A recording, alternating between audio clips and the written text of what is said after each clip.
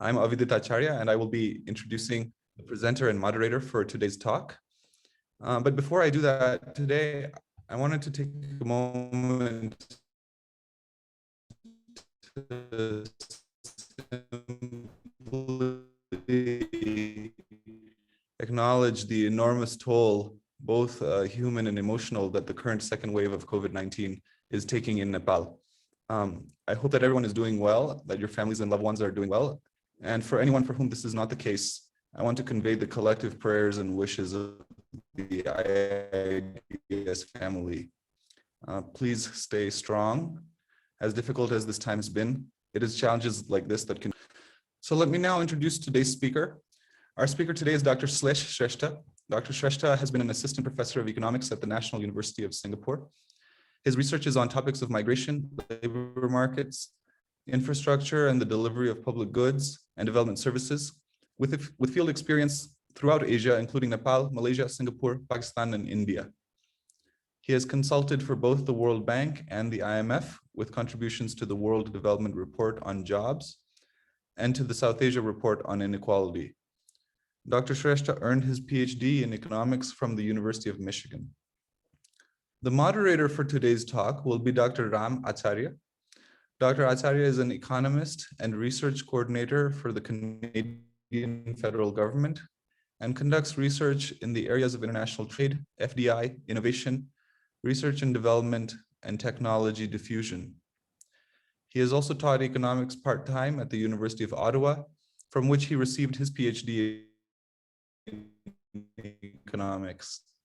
Prior to moving to Canada, Dr. Acharya worked for the Nepal Rashtra Bank and the Ministry of Finance and authored numerous papers on Nepal's economy. Dr. Acharya continues to contribute articles on the Nepal economy in various media outlets in the popular Nepali press. So now, before Dr. Shrestha starts, let me remind our participants of the ground rules. Please remember to keep your mics muted unless you are invited to speak. Dr. Shrestha will speak for about 40 minutes. Then we will have a half-hour Q&A session moderated by Dr. Acharya. You may send in your questions via chat or use the raise hand feature on Zoom. As always, we thank the IIDS staff, particularly Ms. Binisha Nepal, for supporting this series. Okay, Slesh, you want to put up your slide? Go ahead. You're muted. You're muted. All right. Thanks, Avidit. I was saying for a wonderful intro, and thanks all for coming today. Let me just quickly share my screen and we can get started.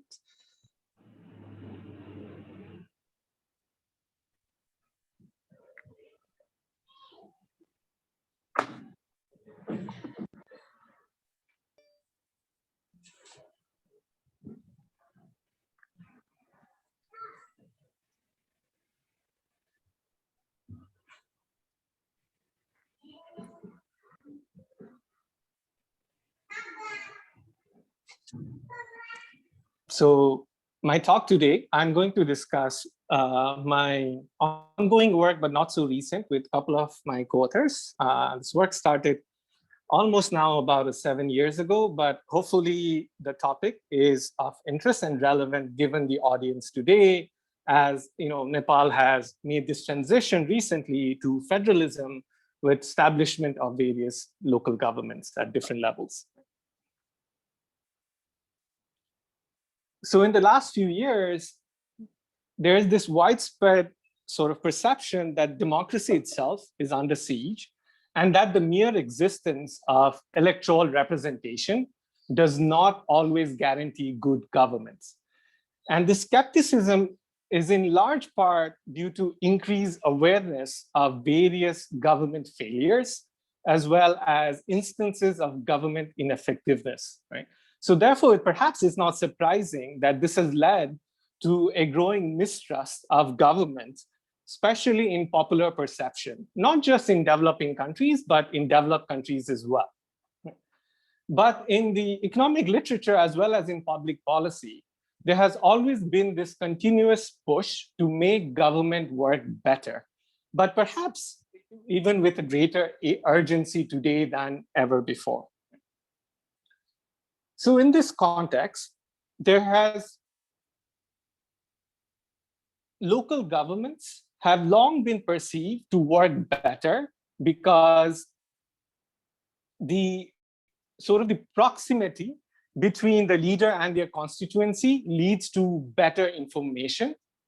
There's also a sharper electoral incentives due to a more direct mapping between performance and votes. And there is a potential for better monitoring of politician performance by citizens. Right? Despite this, however, elected local governments have largely failed to deliver better targeted programs, and more importantly, more equitable access to public goods and services. Right? And the examples are plenty to see around the world from the past.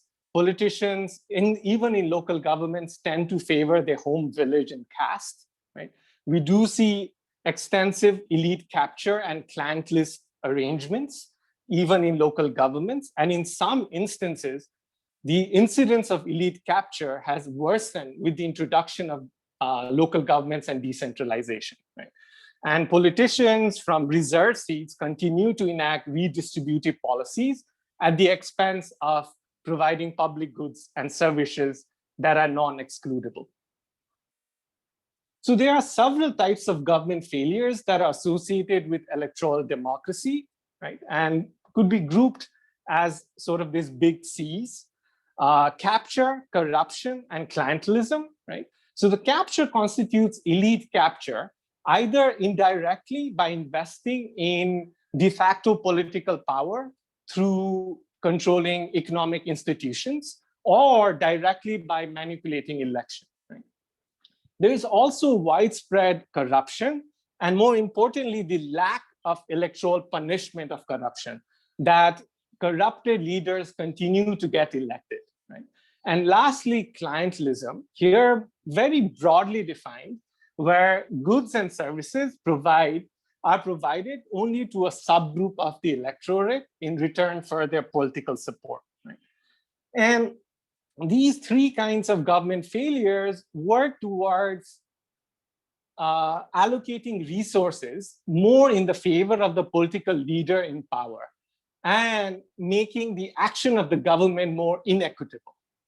So then the question then becomes whether policy interventions can be designed as a corrective to these government failures and to improve performance of elected officials and motivate them to act more equitably.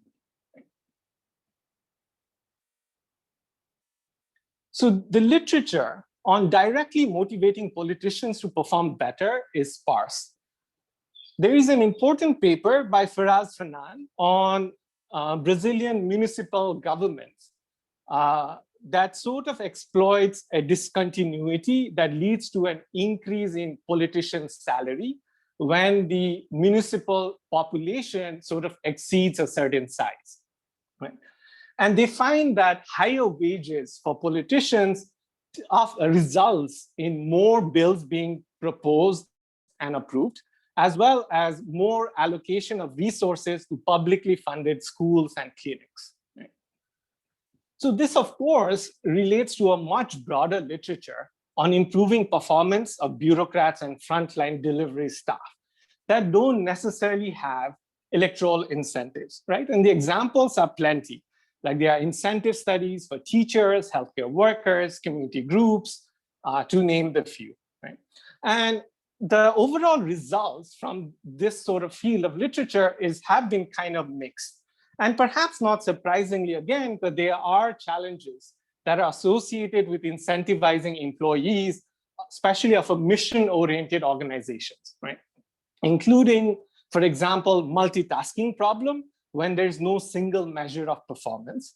And in many instances, missions are too broadly defined to be able to be effectively incentivized on. There is a large literature, though, on addressing governance failures by strengthening the mechanisms for accountability, right? And some of these include improving the legitimacy of political institutions and expanding voter franchises, right?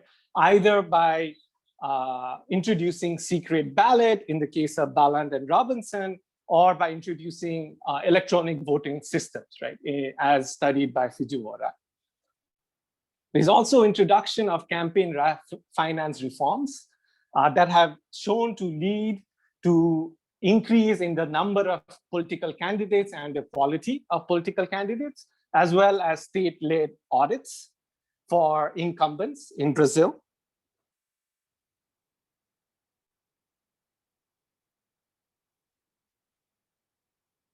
Obviously, there's also strengthening of community participation and bottom-up accountability that have become an integral part of the delivery mechanism of how most large-scale development programs are delivered today, right? And lastly, the strengthening of role of media, either ad hocly with the expansion of media, as in the case of Besley and Burgess, or more explicitly by researchers introducing interventions that directly improve voter knowledge. So in this paper, we use performance-based public rewards to directly incentivize a recently elected cohort of local politicians. Right? More importantly, we compare monetary reward in the form of higher public budget to non-monetary reward in a form of public certificate of performance that the politicians can use in their election campaigns. And we measure the effects on both the overall performance during their tenure in office, as well as the effects on more equitable allocation of resources within their constituencies.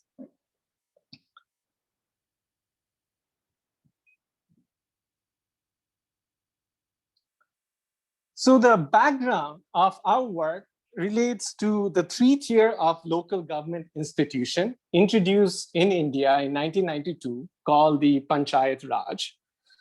As many of you here might be familiar with this. We are focusing here on the 3rd and the lowest tier, which is called the Gram Panchayat, that typically comprises of about 5 to 10 villages or hamlets in each panchayat.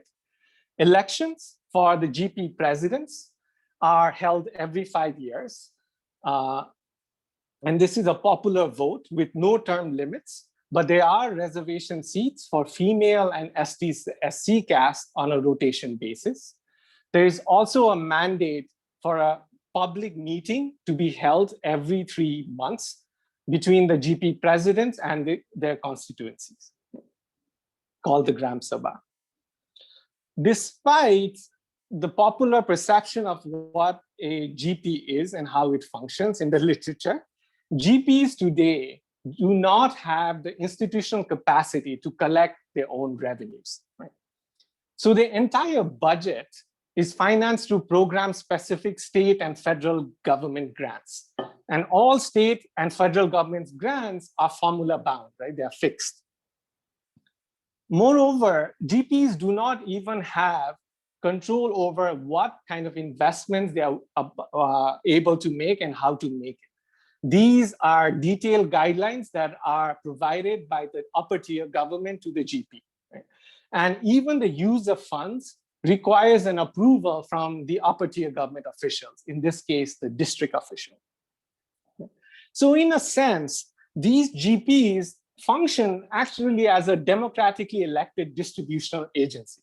Right? One of their main jobs here now is to allocate public resources and grants and identify program beneficiaries across different hamlets and households inside their GP. The average annual GP budget is approximately around $36,000. And this becomes important when we compare with the cash grant that we provide as one of our interventions. So as with any level of government, one of the key functions of GP here is provisions of public goods.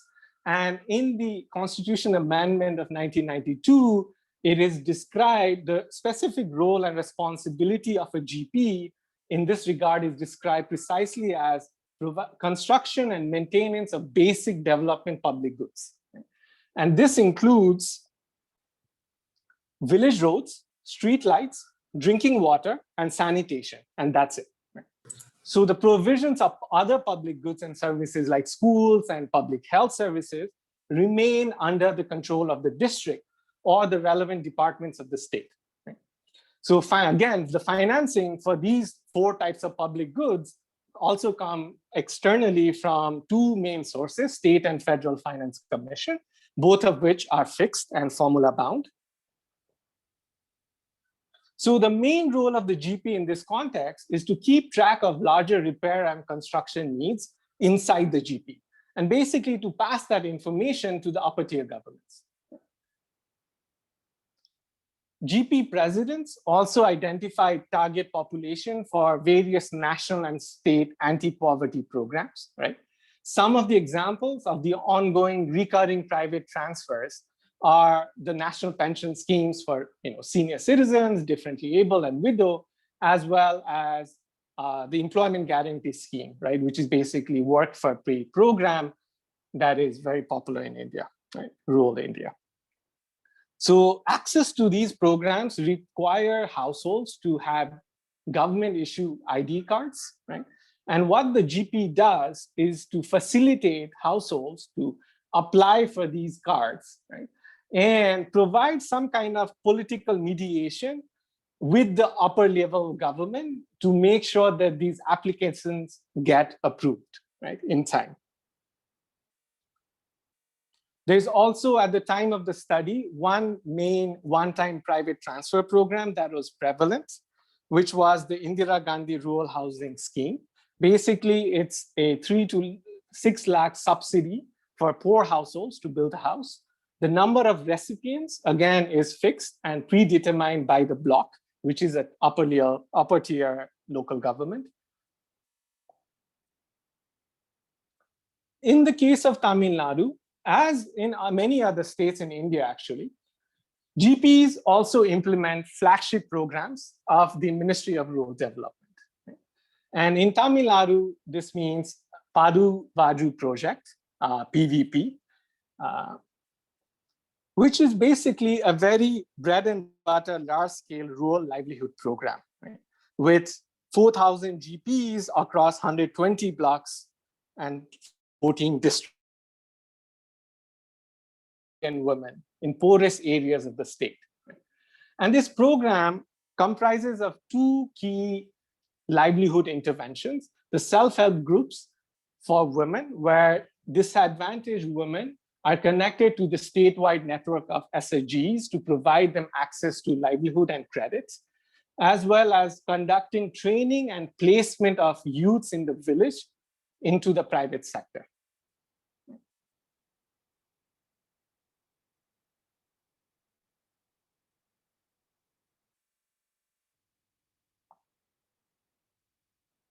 Apart from these 2 livelihood interventions, PVP is basically a community-driven development project, right? Designed to work integrally with the GP to make local governance work for the poor. So in that context, PVP has a formal partnership with the GP. GP president, in fact, serves as the president of the Village Poverty Reduction Committee, VPRC, which is the core institution through which PVP implements all these various interventions. And the broader focus and the mission of PVP is to make local governance more responsive to citizen needs. And it does that by mediating between the citizen and the GP president to identify day-to-day citizen needs and sort of facilitate the GP president to respond to those citizen needs. And in addition, the other key design of PVP is to improve transparency in the use of public resources, not just that ones that come through PVP, but a general public funding that goes through the GP, right? And this includes formation of community monitoring organizations, social audits, and other kind of mechanisms that are sort of now prevalent, again, in most of these kind of CDD projects. So in order to understand, basically, how does these 2 sort of fundamental role of the GP here, right? As a democratically elected reallocation agency, right, of how to allocate fixed budget across different households and villages, and also responding to day-to-day needs of its citizen and how responsive the GP is to facilitating the needs of the citizen, and how those 2 sort of roles interact with the individual's electoral incentive of the GP president, right? And what it means in terms of the policy outcome that materializes from that interaction. So in order to sort of provide some insight into that relationship, right, we rely on a very basic probabilistic voting model, right? Very much in line with the standard model of like Pearson and Tabellini type models. But the one key difference here is that within group heterogeneity in our model sort of represents the differences in the signal of president quality that are received by each voters, right, in the GP. And when the degree of noise of that signal varies by hamlets within the GP, you sort of come up with this trade-off. The model sort of provides an insight into the trade-off that GP presidents face between electability and inequity, right, in resource allocation. I'm just going to quickly set the model up for you and mainly focus on the predictions that you can derive from this model that can be easily tested with our empirical work. Right? So consider a GP citizen residing across number of hamlets, S, that's greater than 1. Right? There are two candidates, A and B, both competing for the GP president election, and they announce a binding policy platform, Z, which is made up of ZS, where GS is the amount of public resources that they would allocate to each hamlet. Right? And the total public budget, G, is fixed. In this setup, candidates may also differ in quality. So quality here particularly relates to the ability of the GP president to carry out the overarching function of the GP, right? How responsive I am to citizen needs who come for some problem they face, my ability to politically navigate and mediate so that those concerns get addressed by higher level government. Right? And that politician quality is defined by a scalar QA for candidate A and QB for candidate B. Citizens benefit from resources that are only allocated to their own hamlet, but the total utility, a citizen I residing in hamlet S, is both the utility it derives from the allocated resources in public infrastructure in their own hamlet, plus the average unobserved quality of the president.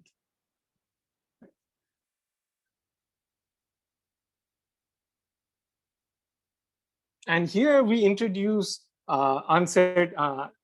incomplete information by assuming that the candidate quality, the overall candidate quality of a GP president or any candidate is not perfectly observable to citizens. Right? Instead, each citizen in hamlet S receives signals A and BS of candidates' quality. Right? And AIS and BIS are independently drawn from a hamlet-specific distribution, such that the distributions are assumed to be unimodal with highest density, of course, at the accurate values of QA and QB, but has a standard deviation that varies across hamlets, right? Defined by sigma AS and sigma BS that are greater than 0. So the key aspect of the model here is the hamlet differ in the degree of accuracy with which the residents can observe candidate quality, which is hamlets differ in sigmas, which basically describes the levels in the realized signal among residents of hamlet S. So with this setup, if you solve this model, the standard, like the Nash equilibrium policy G star, emerges that sort of, you can identify two types of inequality in Z star. Right? The first one is the equilibrium allocation of hamlet S, which is ZS star, increases with hamlet size population. Right? And this is consistent with the utilitarian optimum achieved through basically maximizing the social welfare function. And it's basically, these are public goods within a hamlet. So per dollar per person utility is equal across all hamlets. regardless of the hamlet size, right? And sort of that drives that outcome. But more importantly for us, the second one, where the equilibrium allocation of hamlet as ZS decreases with sigma S. So in other words, politicians' policy in equilibrium favors hamlets where residents can observe candidate quality performance with relatively greater accuracy, right? And moreover, the convergence of sigma S leads to a reduction in the differences in the equilibrium resource allocation between hamlets, right? So this second prediction sort of underlies this trade-off that politicians like GP presidents face between equity and electability, right? And more importantly, the model provides us with clean predictions that can be sort of rephrased as hypothesis 1 and hypothesis 2, which we can test using our experimental study, right? So the hypothesis 1, that is directly derived from the prediction of the model, is that a policy that increases public resources available to a GP should have no impact on within GP inequity in resource allocation that favors hamlets with greater access to credible information on GP president quality, right? On the other hand, a policy to disseminate credible information on president quality to voters across all hamlets in a GP should actually redress this within GP inequity in resource allocation. So basically, although both of these rewards would or likely to improve overall performance of GP president, as long as they have either private or public benefit to the GP president, right?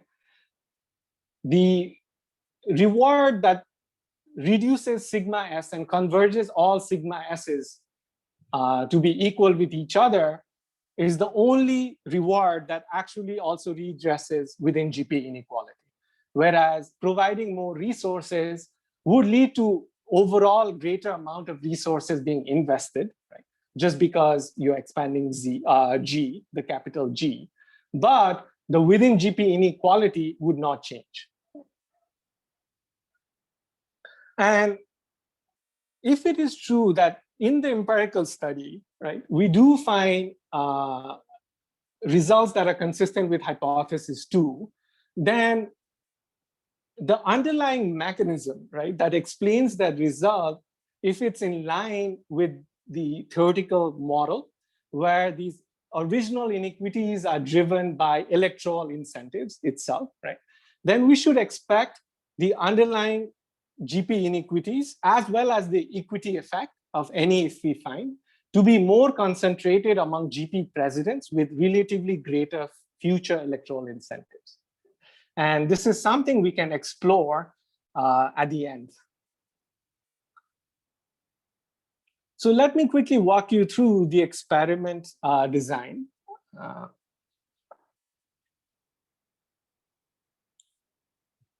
So randomized control trial that basically tests the effectiveness of two types of incentives.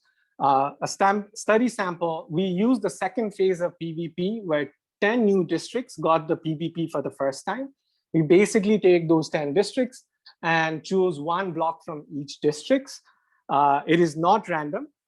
These are the blocks that came the closest to not being included in PVP. But within those 10 blocks, we randomly picked 25 GP each, right? And allocated it randomly across 3 types of buckets.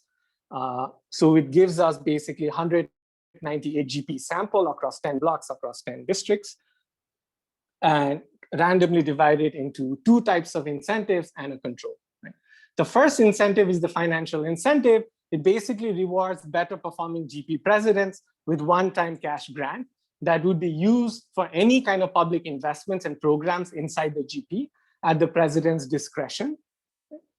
A grade GP president would receive around $10,000 US. B grade GP president would receive around $5,000 US. These grants are actually kind of significant again, relative to the amount that we saw earlier of the average GP budget of $36,000, right? And they're also not trivial relative to the cost of providing some of the popular public goods in these GPs. The non-financial incentive, on the other hand, is basically about advertising the achievement of high-performing GP presidents to their constituents. So for each A and B grade presidents, special Gram Sabha would be organized, during which the president would be presented with a certificate of recognition from the state government. In addition, for A grade presidents, an information campaign was organized that sort of highlighted his or her better achievement relative to her peers, right? So this included a large sort of poster of the size, 24 by 33 inches. That's sort of comparable to the large political advertisement boards you tend to see in these areas. And we also distributed 100 posters of a smaller size, but of some similar design for the GP president to distribute as they see fit. So this is sort of one of the sample of the certificate that they were provided. It tells you, he's a A-grade president and they perform better relative to these other peers he or she had. Has the logo of the state government as well as the PVP project. So that provides credibility of this information as well. So all GP presidents in this study were informed of the evaluation process and the incentives for the treatment GPs, right, through official communication from the district panchayat, upper layer government, both verbally as well as written. These letters were identical, except control GPs, of course, had no mention of any incentives. And the incentive details among treatment GPs varied by the treatment type. We actually used the same grading evaluation criteria as the one that PVP used in phase 1. Even in phase 1, PVP had an objective evaluation criteria developed by its management team. And all GP presidents were in fact evaluated and given a performance grade of A, B, or C, right, based on that criteria. So what we did basically as part of this study in phase 2 is to peg different kind of rewards to these performance grades. One thing I would like to note here is that incentivized GP presidents were not explicitly informed of these grading criteria, mainly to avoid strategic effort allocation. It's basically playing to the game. I think I'm running out of time, so I'm gonna quickly skip these data part. One thing I would like to share with you is a baseline data on Hamlet level investments made by GP presidents during the current tenure before the intervention rolled out, right? And as you can see in this table, especially in column 2 and 3, that President's Hamlet, even in the first year of the current president's tenure, already is receiving a lot more investments in roads, street lights, water, sanitation, as well as more number of households that are that receive IAY housing grants, right? And these differences between press hamlets and non-press hamlets, here defined based on the physical location of the president's house inside the GP, is significant, right? And the joint test of equal resource allocation can be rejected with a p-value of 0. So the impactor strategy is pretty straightforward here, given we have a randomized controlled trial. Right? In terms of the main outcomes, we would investigate first. We would investigate obviously the average treatment effect on the overall GP performance metrics, right? And our president at the end of the second phase, right? And as well as the grades that they received, based on which the incentive was pegged and designed. We also look at 2 sets of secondary outcomes, each related to one of the 2 key functions of the GP, right? Expanding access to private transfer schemes and provisions of public goods and services within the GP. We also use Hamlet level data on targeting of public and private programs to examine the within GP inequity effects, right? Which sort of allows us to directly test those earlier hypotheses that would really derive from the theoretical predictions of the model. Let me just skip some of these results as well. First, we find that GP presidents with financial incentives improved their score in evaluation by 8.83 points. Right? This effect is statistically significant. In comparison, right, non-financial incentive also raised GP president's evaluation score by around 1.59 points. This, however, is not statistically significant. Moreover, the p-value at the bottom here of the F-test indicates that the effect on performance are not statistically different between financial and non-financial incentives at conventional levels, with a p-value of 0.282. Quickly, as you can see, most of these effects and response are driven at the cutoff of grade A rather than grade B.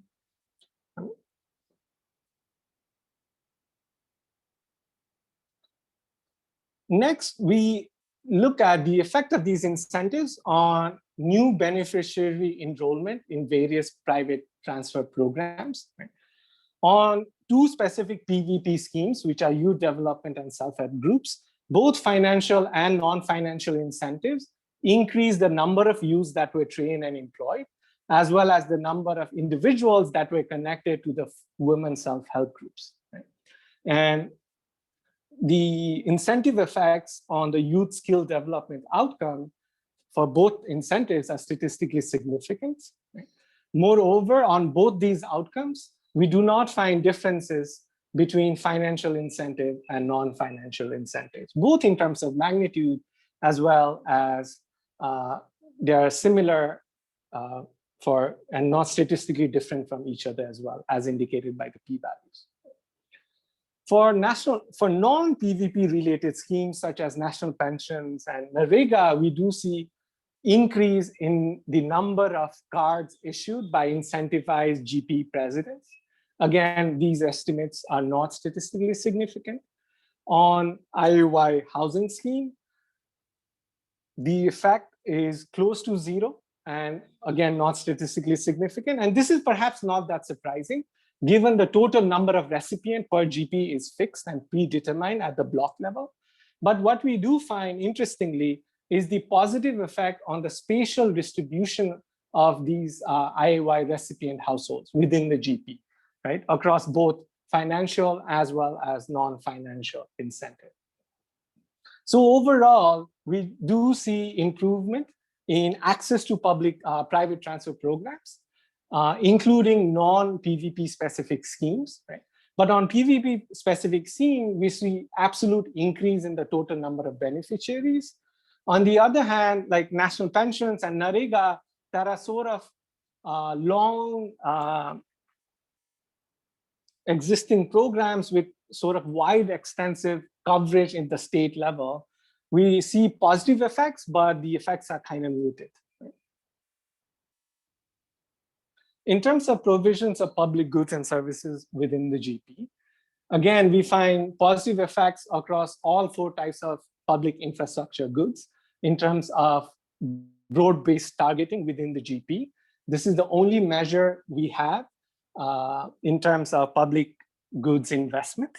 Moreover, the effects are not statistically different, again, in line with the private transfer programs between financial incentive and non-financial incentives.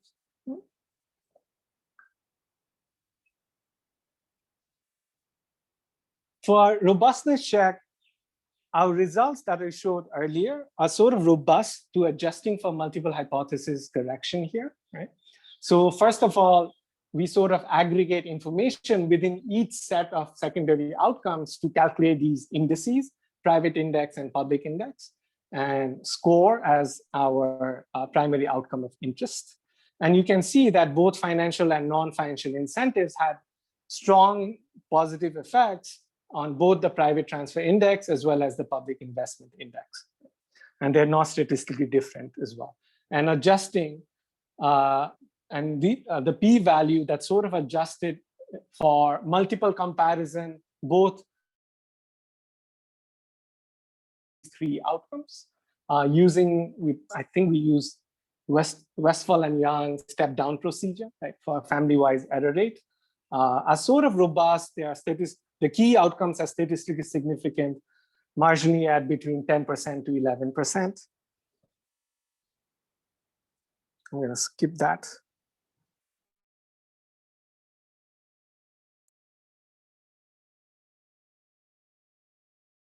Interested in next is, does this result imply a more equitable allocation of private transfers and public investments inside the GP? Right? Specifically, are resources preferentially targeted to GP President's Hamlet? Right? In other words, we want to test these two hypotheses, right? That a financial incentive of one-time cash grant should have no impact on within GP inequity in resource allocation, while the non-financial incentive that disseminates credible information on president quality through campaigns should readdress within GP inequity in resource allocation. To investigate that, we use Hamlet program level data, right, to basically estimate within equity effect within the GP by including GP and program fixed effects. Right? And in this table, the first two coefficients are sort of directly related to those two, hypothesis 1 and hypothesis 2. Right? But first of all, what we find here is among controlled GP presidents, right, that were not providing any incentive, we see that President Hamlet are 6.8 percentage point more likely to receive investments on certain kind of public or private programs compared to non-President Hamlet within the same GP. This within GP inequity, however, is completely washed out by non-financial incentive. Right? Non-financial incentive, which is the interaction term, reduces this within GP inequity by 7.6 percentage point. And this effect is statistically significant at the 5% level. And it is also robust to multiple hypothesis testing, right, as shown in the p-value at the bottom here. Right?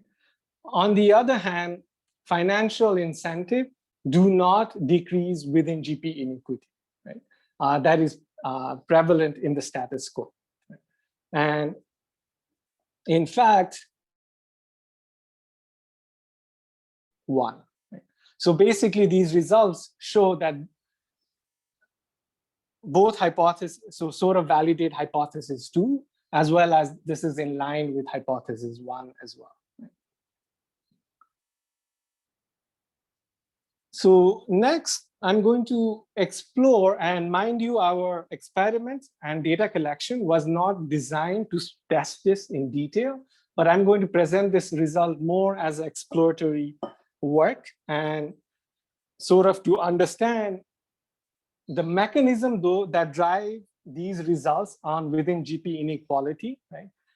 Whether the underlying motivation is in line with the theoretical model, in the sense that incentives actually redress electorally driven inequities, right, in the experiment.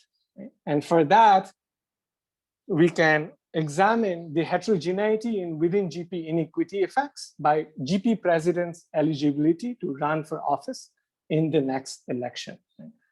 And among our study sample, GP president seats are reserved for female or for ST-SC group, as previously mentioned. The reservation status of the seat rotates every 2 elections. And it just happened that the next rotation was scheduled for the then upcoming 2016 GP election.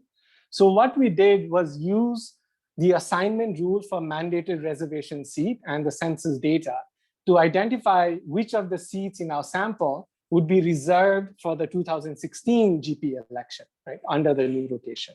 And based on this and the current characteristic of the GP, we identify GP presidents who are and who are not eligible to run in 2016.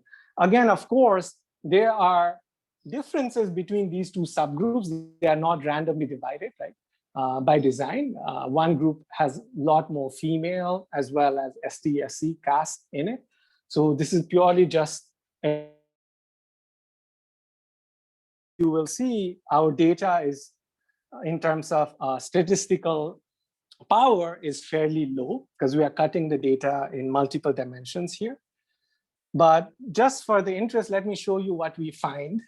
We do find that when estimating these equity effects within GP equity effects separately by the two subgroups, even in the status quo among eligible to run GP presidents, the inequity effect is concentrated among these guys, right? So people, even among the controls, people who have the incentive to run for election again, that's where we see most of the inequities in allocation of resources within the GP. Whereas among the ineligible control GPs, we already do not see any within GP inequities, right?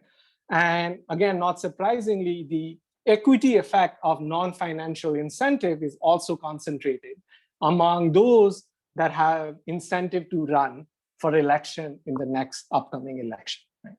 As shown by, yes. Can I interfere? So please, it has been 45 minutes. If you could close out by about Sure. 3/4, that would be great. Sure. Thank you. Yeah, just a couple of slides and I will end the discussion there. So, however, like in a more systematic way, if I want to test hypothesis 2B, you can see that these estimates of the triple interaction are in the right direction, as in line with what we just saw, right, in the previous slide, but they're not statistically significant. So the conclusion, I guess, here is that the external rewards can be used to improve policy outcomes of politically motivated agents. Rewards specifically designed to improve visibility and strengthen credibility can actually counter government failures associated with electoral democracy, right? And I would just like to talk about a couple of points here, given the context. I am certainly not the expert in terms of the background in Nepal, but I'm very much interested to learn more. But with the, so here's my two thoughts on this. With the new constitution and, the Nepal has moved into federalism with first local election held very recently, right? And this has sort of fundamentally transformed the nature of governments, right? With emergence of these local government units with a mandate to manage resources, right? And it has important implications for improving accountability, right? As well as making sure that resources are allocated more equitably. And it also offers this opportunity to incentivize and support inclusive and pro-poor governance, right? And there's already work that has started, and one I am familiar with, a recent work by Bhushal et al. that shows that the increase in representation during the local election of non-elite caste without affecting representation ability trade-off that we have typically seen in the early years of introduction of reservation seats, right? Especially in the context of India. And obviously there are a lot of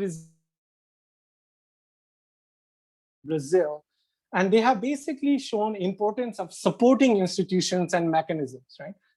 Particularly in the context of pre-existing inequalities, such as reservations for disadvantaged groups, institutions for deliberation like mandated village meetings, like Gram Sabhas in the context of India. It can go even more intensive in the sense that institutionalizing citizen participation and monitoring in core local government planning and budget process itself, right? As it was done in Porto Alegre in Brazil, that has spurned a lot of papers examining the positive effect of that intervention and policy. Obviously improving transparency and accountability as PVP does. But the one thing is, among all these results, results vary by context and depend on the precise nature of the intervention and whether it is permanent or ad hoc, right? But this also means that there's an opportunity to experiment and test various specific institutional designs and policies, but more importantly, with a focus on long-term horizon, right? And not just look at ad hoc experiments here and there. And with an incentive to institutionalize learning with more of an iterative process of different experiments building up to certain policy outcome rather than an ad hoc approach. All right, sorry, I'm a little over time, but I like to end here. If you have questions, I can take them now. Very much. Thanks a lot, Slesh. It's a very interesting paper. I think many things to go over, and it's overwhelming as well. For people who have no background in economics, it might be a bit tough, but it's a very interesting issue. I will open the floor to everyone. There was a question in the chat. First, I will go question on the chat. But before I do that, I just have a quick question to you. I don't want to take too much time. If time remains, I will come back. So what is the bottom line here? The bottom line seems to me, I might have misunderstood. If we knew in advance, the ex ante, the quality of the candidate, whatever the quality is, whichever we define that, will come back. There are questions about that. And in the ex post, if that person remains within that quality, maintain that, so everything is great, we will have an equitable distribution of finances. Is that the bottom line of the paper? Is that so? The uncertainty or incomplete information that voters cannot judge is the problem that's causing this inequity problem. Is that what it is? The bottom line of this experiment, in the context of this experiment, is yes, but I would like to be cautious here. There's no silver bullet, right? That as I talked about in the initial literature review, that there are different reasons people have put forward that sort of explains electorally driven inequities, right? And what we sort of presented in the theoretical model and tried to test it out with our experimental evidence is only one aspect of that story. So yes, okay, heterogeneities in access to accurate information, providing credible information across everyone does improve at the margin allocation of resources. But that doesn't mean that in every context, that is the only reason why we see in the status quo inequities, right? And thank you. So now I will open the chat, and people, those of you who have questions, you can either send it in chat or you can join after chat. You can ask yourself if we have more time. So the first question was, let me just go from Alok Bohra. So what is the population size? You mentioned 36,000 US dollar or 5 billion grams, or what is the about population size? I think that's the question he has. And another related question he has: how do you measure the quality of the president? So the population of a GP, I think I have it on the slide. Sorry, I don't remember on the back of my head, but I have it somewhere. Is around 3,000. Right? There are, I think, around 300 per hamlet, but the overall average population of GP is around 3,000 individuals. How do we measure GP quality? So obviously, it's a right? And some of it is not just observable, some are unmeasurable as well. So in our experiment, we use the evaluation criteria developed by the project themselves as the primary outcome of interest that also is supposed to measure president quality. So in our experiment, that is as a primary outcome that is given by the evaluation score that the president receives. But even if you look at that measurement, and therefore, in fact, despite the fact that we see huge improvements on actual beneficiaries that are enrolled into the program, right?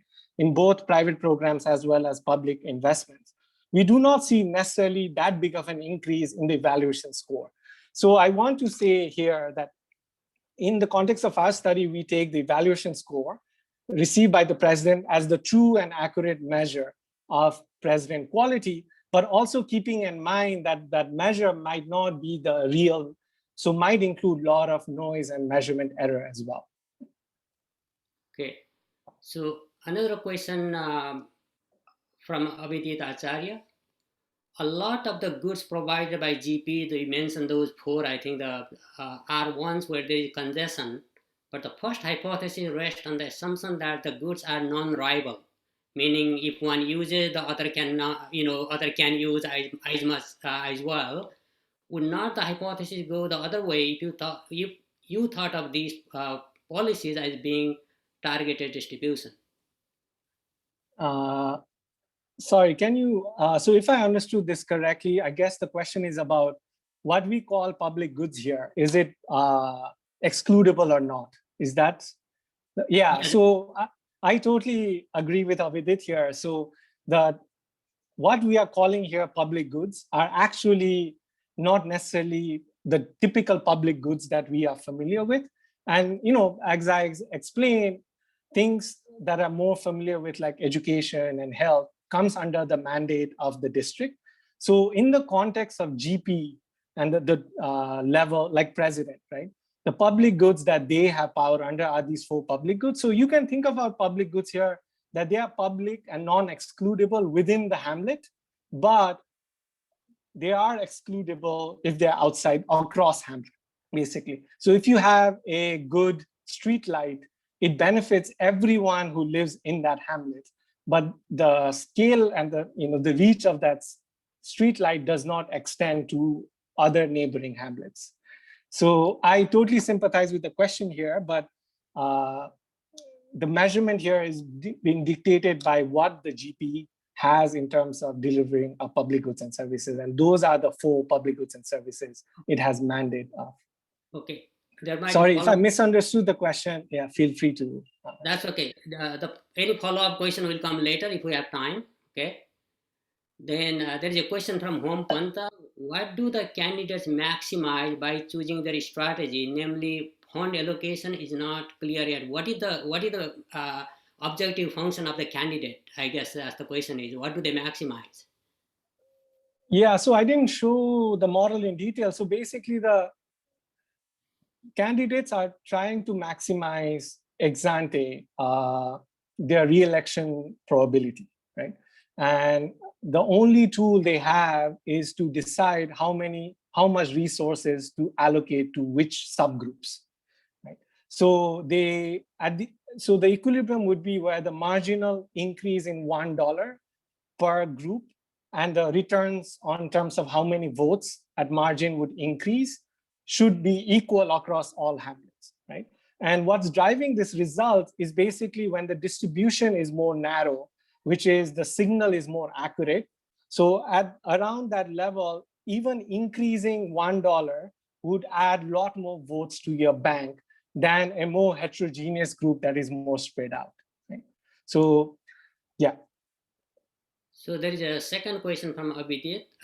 Is it true that a certain share of GP presidents are still randomly reserved for women and or SC, ST, scheduled caste or tribes candidates? If so, can you leverage this randomization as well to say something about heterogeneity in the effects? So they're not randomly assigned. Unfortunately, there's a very criteria-based rule. And the rule selects GPs that have the highest share, let's say, of ST, SC caste living in those GPs gets the priority in terms of reservation for ST, SC status, right? And similarly for female. So in the literature that, so I know like many of these literature, especially in the claim that the reservation status is random. In fact, it is not. But the rationale there is that when you rank GPs, let's say in the share of female population in the GP, that tends to be more sort of random because all of them sort of are bunched around 50%, right? So whether you are in the top 10% or the second bottom, like the second 10% can be thought of as being random. So basically the first cycle of female quota reservation in 1992 or 96, the first election, the female quota reservation is for the top 10% with the highest share of female population, whereas the second rotation goes to the next 10%. So in that context, they possibly assume that it is random, but when it comes to ST, SC caste especially, like it is not random. So we want to be more cautious about using this as to be able to say that who is elected, who. So instead of saying whether you're eligible or not, we could have used which seats are reserved and which seats are not reserved, and use this as sort of a first stage. But we didn't end up doing it precisely because we don't think it's random. Thank you. So there's another question from Deva Sharma Paudel. I'm sorry if I'm mispronouncing your name. So is it possible to implement your project result in Nepal to control the leakages of financial resources? Sorry, can you repeat that question?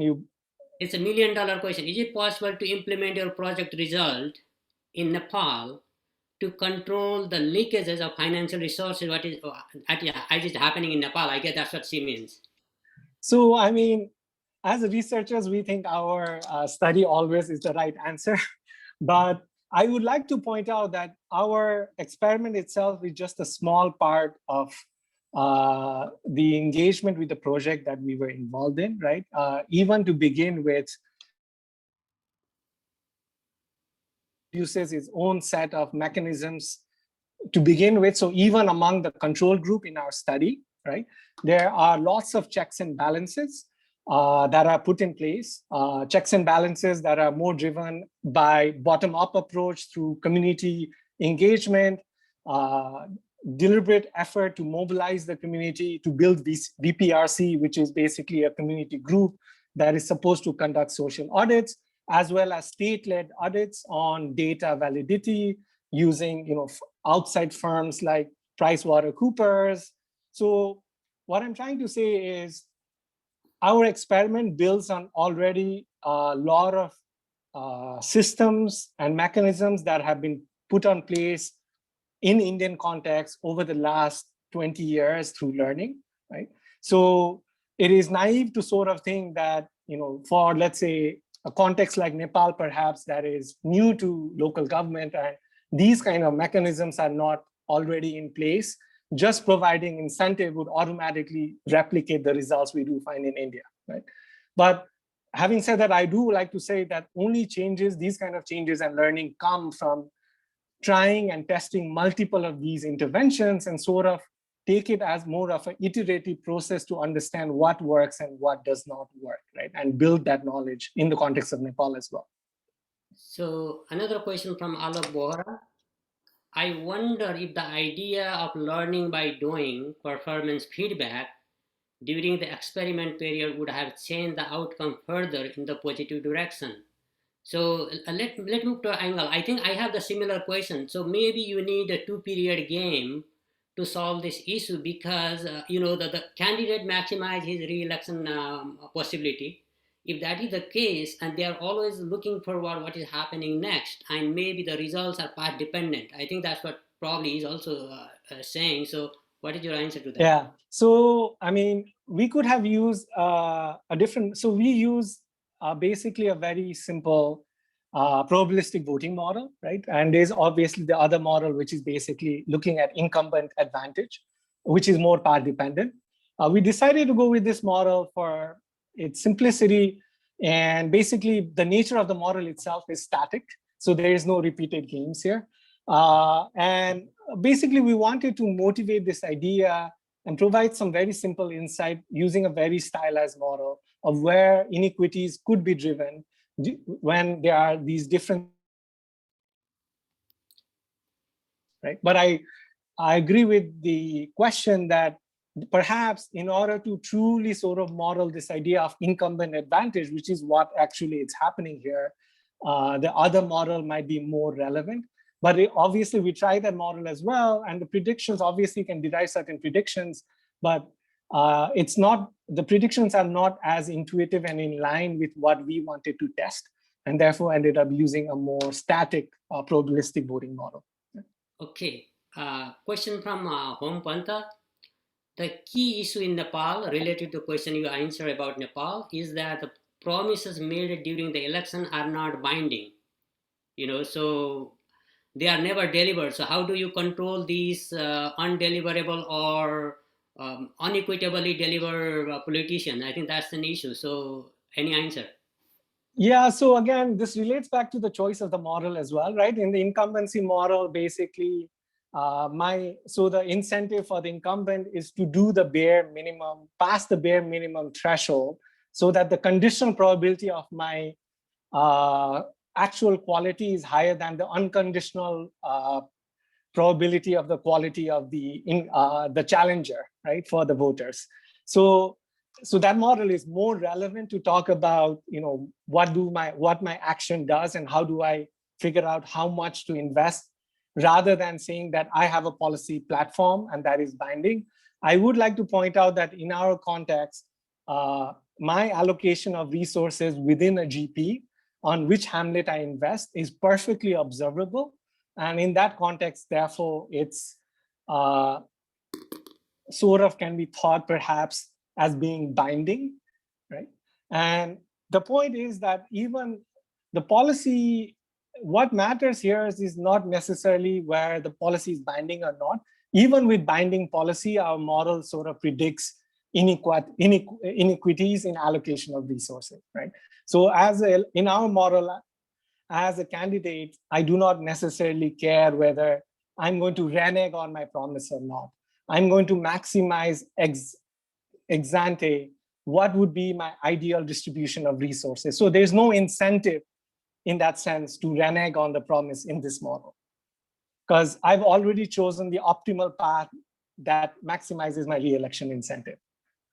Thank you. So there is a question from Dhruva regarding the performance evaluation. What is the criteria for evaluation performance? For example, you have A, B, or C of GP president. What are the criteria? How do you say this is A guy, this is B type of guy, this is C type of guy?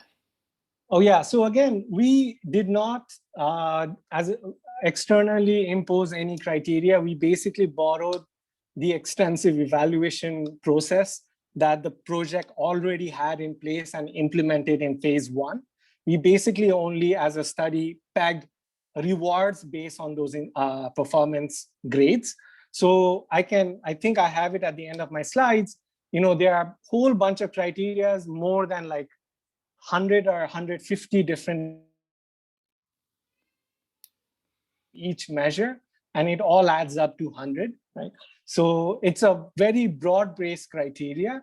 One thing I would like to point out, and I said in the slide as well, the GP presidents themselves did not know what those criteria were.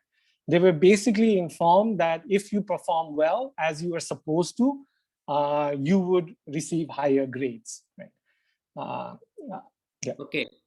So there is a question from Ramesh Shrestha. What is the role of national and state level electoral politics on GP election? Would those considerations be larger than any direct financial or non-financial incentive provided at the GP level? If that is the case, we do not really have a game here because somebody else is deciding the outcome, right? So I didn't show you the result, but this is not directly related to what you said, but we do not find reallocation of resources from control to financial or non-financial GPs, right? So in other words, what I wanted to say was allocation of resources to the GP is based on very well-defined and objective criteria. There's a set rule based on population and number of hamlets with equalization funds. So there's not much, obviously, de jure to sort of fudge those numbers. And we don't find, at least within our sample, any kind of reallocation of resources. The other point I would like to make is GPs and GP election and presidents cannot be affiliated with any political parties. So the ticket, they do not stand on party tickets. They are individuals. It's by law. Obviously, having said that, de facto presidents do sort of associated with one party to the other. At the same time, at the GP level, at this third, like local level, whoever is in power at the state level, they often associate themselves with that party because they are sort of at the beginning stage of their political career. So party alignment is not robust and not so well defined. Right? But again, even with that, allocation of fund for the GP is very precise and well sort of documented. So there's not much area for fudging. So a question from Kedar Neupane. He has 3 components. I will mention, but if you need, you can ask me later. Number one, in which state and when the research was conducted. Number two, what are your policy recommendations? Probably you didn't have enough time, but your paper has recommendation. Number three, do you consider this model relevant for Nepal, federal structure of Nepal? Sorry, I lost track of all the first. The first one was? Which state is in your research? So let me start with the easiest one. It's Tamil Nadu. Our study was conducted between 2013 and 2016. So what is the policy recommendation, one-liner? So the policy recommendation is, look, with every decentralized system, including India that has well-established decentralized local governments, there are still opportunities to test out different kind of mechanisms and interventions, not as an independent system to the GP or whatever that's already present, but something that sort of makes the status quo system more effective, right? And there are these opportunities and we should be able to test them. Is your model relevant to Nepal? I would say yes. Again, obviously with caveats that even in our context, there are already certain systems and mechanisms already in place, even for control GPs. So what we are testing is the marginal effect between the control versus the treatment. So if that effect is non-linear, in other words, that effect depends on the underlying mechanisms that would drive the external validity of these results to the context of Nepal, right? Okay. But one thing I would like to point out that incentive schemes have often seen today as sort of an does not require so much of fixed costs compared to some other kind of interventions that people have tested out. So we are coming to very close. So I think the time wise, so I have a last question here from Pankaj Koirala. Are there any heterogeneity in deliberation process, that is prior interaction between electoral and voters during the election process across the GP? I guess what it means is there is a different way that there is a heterogeneity, how they connect with the voters in a different, Yeah, I mean, that's an excellent question. And the short answer is, I don't know.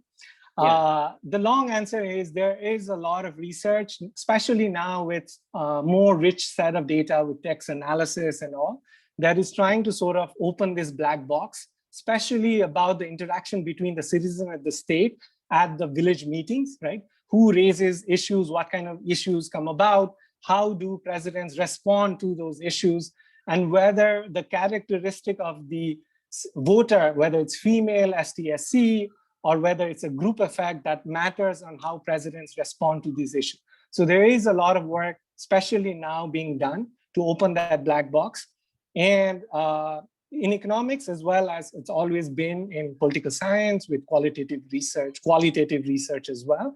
One thing I would like to agree with the question is in our case as well, we completely agree that there is likely to be heterogeneous effect of our treatment itself on those underlying relationships.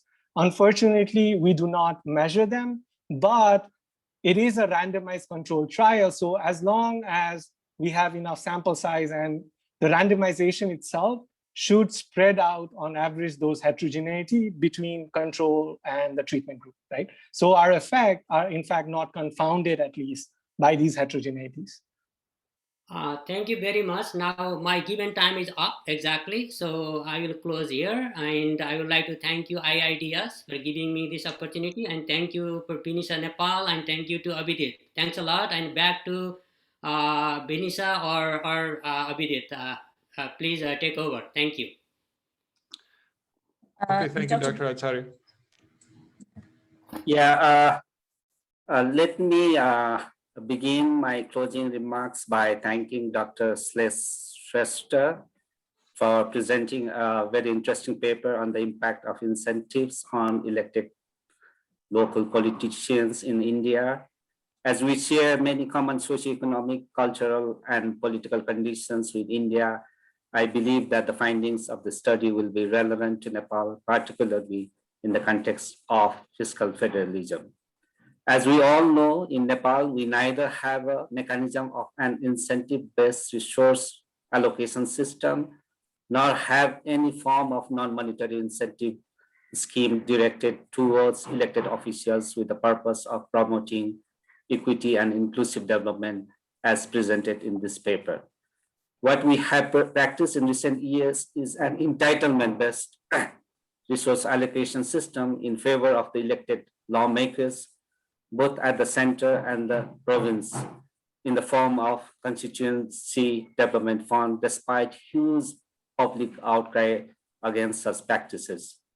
Taking advantage of the current political uncertainty in the country, the federal government has stopped such practice at the time of presenting its budget for the next fiscal year. It has to be seen whether the provincial governments will follow the suit by rescinding such practices at the time of announcing their annual budget next week. As such mechanisms allow the elected representatives to deploy resources solely on his or her discretion with a very little accountability, there is a general sense that such entitlement-based resource allocation practice would worsen the system of governance by promoting significant outlays during election campaigns and breeding corruption and clientelism in the process. The widespread politicization and clientelism are the two vices of the political and governance culture in Nepal. Even the most important 8 basic public services such as education and health are excessively politicized and controlled by political elites and their inner circle. Though the theoretical framework of the paper sounds rather technical, I found the outcome of the research very insightful and relevant in the current political context of the country, given that a large sum of financial resources is channeled to the local level and is placed directly at the hand of the elected local representatives, unlike in the past when only a meager resource was allocated to the local level. This increased flow of resources provides an opportunity for the elected local representatives to make a significant dent on the equitable and inclusive growth by deploying the allocated resources to the maximum benefit of the local population.